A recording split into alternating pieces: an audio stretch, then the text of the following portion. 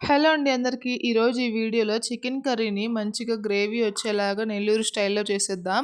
First అయితే చికెన్‌ని నీట్‌గా వాష్ చేసుకున్న తర్వాత అందులోనే ఉప్పు, కారం, పసుపు, ఆయిల్ వేసుకొని నీట్‌గా కలిపేసుకొని పక్కన పెట్టుకోండి.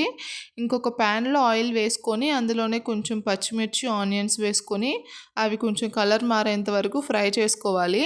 కలర్ మారిన తర్వాత అందులోనే కట్ చేసి పెట్టుకున్న టమాటో గూడా వేసుకొని ఫ్రై చేసుకోండి.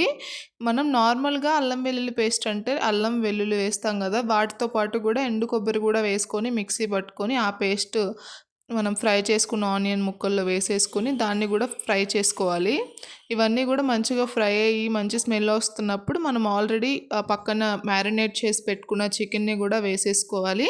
ఇక మూత పెట్టేసి ఒక పావుగంట పాటు దాన్ని ఉడికించుకుంటే మనకైతే చికెన్ అనేది కంప్లీట్‌గా ఉడికిపోద్ది. అందులో లాస్ట్‌లో నేను ఒక హాఫ్ గ్లాస్ వాటర్ యాడ్ చేసి ధనియాల పొడి, చికెన్ మసాలా అండ్ అలాగే కొంచెం కొత్తిమీర గూడా యాడ్ చేశాను.